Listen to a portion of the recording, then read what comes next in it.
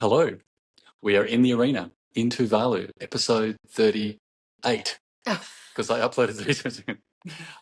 Now, we are in the convention centre in Tuvalu in air conditioning with Wi-Fi, which is why we're here, waiting for our plane to take us back to Suva, then Nandi, then Samoa, and we landed 1 o'clock tomorrow morning. But we're here, we've finished a week. Behind us is Moana's boat. We took it off the set, we spoke to The Rock and said, hey, Wayne, give us your boat. So this is a very cool boat. And otherwise, this is a strange framing with light behind us, but that's all we can do. Sorry. But we wanted to take this opportunity to kind of reflect back on this week, the first time we've been to Tuvalu. Kim. it's been such an incredible week. And when you think about just in the arena as a theme, like when you're in it on the ground, the differences, and we've only been here for a week, of course, so like we know this much. So basically experts. I mean, a lot of people look at me and go, are you Tuvaluan? And I'm like, no. That's a joke. We know nothing about this country. But it's that there is, in general in the region, there's just so many reports being written and not a lot of action around stuff. And even just seeing like how reports get written, as kind of foreigners come in, fly in. They call them actually FIFO consultants, like fly in, fly out, and they're here for a nanosecond, and yet they're making these huge policy recommendations or reporting on activities that they really don't know much about. So you can have an expertise in an area, like for us, obviously, expertise in diapers and, the manufacturing of them, the composting of them, and some parent insights. But you really kind of need to recognize, jack shit when you get to where country. But Are we swearing now? Is this PG-13? And every country is so different. So it really does take, like, the programs have to come from the local people. We can listen as much as we can and try to help with bringing the expertise we have, but it really, the success of any programs rely on the locals that feel like that they're the ones who are designing it because they're the ones who are going to be using it. And I think it was really just exciting to spend, again, just 7 days hearing from them and some of the things that are interesting to them. I'm so impressed with just so far ahead. And we think their small size is actually a massive advantage when you think about how do you transition to a more circular economy. There's a few drivers. One is their small size means you can affect change quite quickly. Yeah. You've got a government that's engaged because for them, sadly, it's an existential crisis. It's not theory. And in, the work we do, say, I do in Circular Australia, in Australia, it's more theoretical. Like, oh, what is a circular economy? Whereas here it's like, sit back and write a paper. Yeah, we need to solve stuff. So in the spirit of In the Arena, it has been an amazing week and one where we feel like this is the beginning of a lot of time spent here. We're very excited. They are so far ahead in so many things circular. So quick examples, they already separate their disposable diapers. The community walks their dirty diapers down to 6 communal bins around the place, and they're dog safe, so the dogs can't get into them. They then get collected and they get put in a particular part of the landfill, which of course isn't ideal, but for us in terms of potential introduction of what we're doing, the behaviour is already there. And so rather than the Department of Waste Management taking them to the landfill, they take them to an incredible garden run by the Taiwanese government in collaboration with Tuvalu, a 0.5 hectare beautiful garden and the only source of fresh vegetables for the community here. And they're needing more compost. So that was very exciting for us to hear. We've had the most amazing. They will buy as much compost as we can create for them. And the diapers being, even this tiny country of Tuvalu, it's 1.6 diapers a day get used. So they will have endless compost. And sorry, I interrupted. No. But it's just so interesting, like having just finished my research for my PhD and all the barriers that I came up against test driving this product service system in Sydney, and suddenly the barriers have become enablers. And so from an academic point of view, I'm super excited about rerunning my research here and really showing what's possible.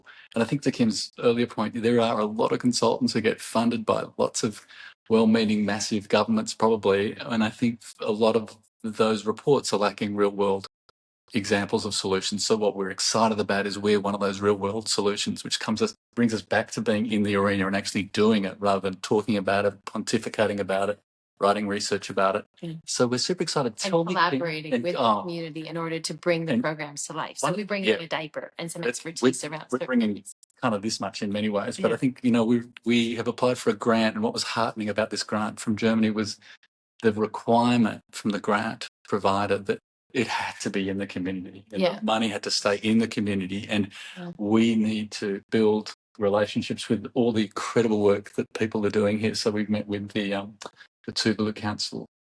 Oh, the Women's Council. The Women's Council. Yeah. Tuvalu Council of Women.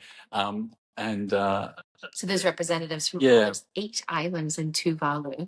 And I have to say, one of the things that I laughed at, it's all relative, right? It's like when you live in Australia and people say, oh, it's like an 8-hour flight. For us, it's like, oh, that's nothing. Like, it's so close. It's only 8 hours. And I appreciate other people in other countries think that's nuts, especially Europeans. But that happened to us when the woman said, I said, oh, well, how far is your island? And she's like, oh, only 10 hours. It's really close. And I was thinking 10 hours by boat is really close. So what's fascinating is, and I've learned this morning, so this is a strip of land, and this is Funafuti, which is one of the islands.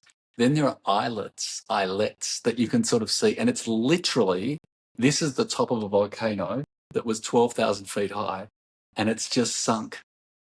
Or the sea levels, right? Or the sea levels. Both things are happening. Oh, okay. So that's one part of the country is Funafuti, this part, and then these islets, some are inhabited, some are not inhabited. Mm-hmm. And then beyond that, there are these islands. The outer islands, and it's extraordinary. Some of them are the second furthest away we met. Sam was the second furthest away. That's 24 hours on a boat. And I think the furthest is only another 3 hours after that. But just the location. So we're at the same latitude as Port Moresby. And then if you jumped in the water and swam northeast, you'd hit Hawaii. It's extraordinary on a map. I'm just like, but let's go back to some of the amazing conversations we had. Yep. So the mums, we did a pilot here 5 years ago. Yeah. And 2020. With 40 families. And we met some of those mums who were in the pilot in 2020, which was so cool. Yeah. And one of them, Amelina? Yep. Yeah. We were talking about, she's pregnant now. She's in the drop, as I say, as the son of a gynecologist, she's in the drop zone. She's about to go any minute. But we said, are you having a boy or a girl? And I think it's such a cool conversation. We said, when we were having kids, we didn't know the birth until our kids arrived, which is one of the last great mysteries. But we said, in Tuvaluan culture, is there something that, do you know the sex before it arrives? And what's the story? Do you remember that? Yeah. So she said, it's a girl. And I thought, maybe they do scans here or something. And she looked at me like, what are you talking about? No, we know. And she started talking about because of the way she's not hungry versus, I think I'm getting it right. You're hungry for her. She's hungry with a boy, not hungry with a girl. But this started a whole other conversation. In the office with the other moms. All these ways of knowing that it's, for them, they feel incredibly accurate. But it was the line from the belly button down. I do remember briefly hearing this in the US and in Australia. There's like that line from your belly button down to your pelvis, and if it's straight, it's a boy, and if it's got a kink in it, it's a girl. They do different massages, and then they'll be able to tell you if it's a boy or a girl. Apparently, but remember the neck. They look on the back of the neck of the firstborn, and if there's a particular marking, your next baby will be a boy or a girl. I mean, they're running modern medicine out of business. I mean, it's outrageous. But they're saying it's highly accurate, and that's how they look at the sex of babies. Yeah. It's just in the way information is passed down, and it's when it's not shared, it can get lost.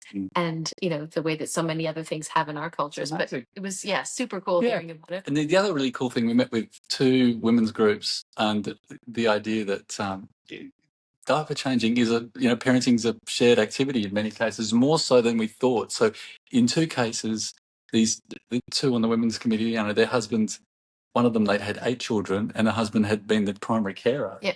And had just gotten first formal employment at the age of 40. So he's a total stay-at-home dad, which I just thought was cool, which affects how we think about this program coming in. Yeah, they said many men in Tuvalu would be staying at home while the women work. So statistically, more women work in Tuvalu than men.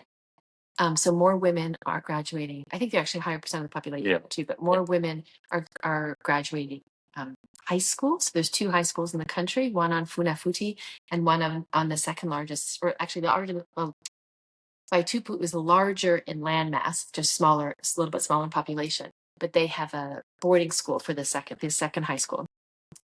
More young girls are graduating high school, and so they're finding they often tend to be the major breadwinner. Men do also do some of the overseas schemes, like we do see in Samoa quite a bit. But yeah, so they were saying from a gender standpoint, there's definitely more dads changing nappies than it seems like than in other places that we've seen. So that'll be fun to kind of play around with that and see doing campaigns around dads. Any other reflections? We met some great people. Traveling's great, everyone. Everyone should go and travel more. Just some fascinating. We met a guy who was at the same lodge as us who has travelled to 190. Yeah, he's short 8. He's on a quest to do every country in the world, and he's short 8. So whatever that means, he's done 190 something countries. And the ones that he's missing are currently quite war torn. So it was Iran, Iraq, Syria. Sudan? No, he's done Sudan, but Samoa he hadn't done, so we invited him to Samoa. That's right. But really interesting hearing him and his travels and some of his experiences. That's right. And then unlike Samoa, Tuvalu is very Australian-centric. So the currency is Australian. You've got to come in here with Australian dollars. There's a big Australian aid Australian aid plays a big role here, but also there's Australian Navy here this week. We met 2 lovely guys from Brisbane who are here doing a defence exercise. All kinds of great. It's been great. But everybody's chatting away. They're fantastic. Yeah. Interesting sad story. I think we might have said this in some other clips, but Tuvalu is the least visited country in the world, so they get about 3,000 tourists a year, which, by the way, I find amazing when you think about some kind of war-torn countries or countries who've had conflict for decades, that somehow Tuvalu has less tourists than they do. They might be excluded. I think if you're a war-torn country, you might be set aside. I don't know how it works. Anyway, it's pretty amazing. So 3,000 people come to Tuvalu a year, which is interesting. So that's one thing around Tuvalu. There was something else I was going to say. I've forgotten now. But yeah, we've had an incredible week. We're putting a scoping report together for PULP, the Pacific Ocean Litter Project that sponsored our trip here. And we look forward to putting that report together. And we can't wait to come back. Communities to create. You amazing people, fabulous people, New, NIU, New, who owns the lodge we stayed at. His uncle has got a birthday today, so he had to get up at 5 a.m. this morning and kill the pig, as you do. But his uncle was the ambassador to America, and he's now been appointed ambassador to Australia. So the first one. It's amazing. First, we're invited to the birthday party, but we have a plane to catch. So. We might wrap it up there, because if we miss this plane, we're in real trouble. There's not another plane for some time. Anyway, I hope you enjoyed it. Leave a comment, and we'll speak to you soon. Bye.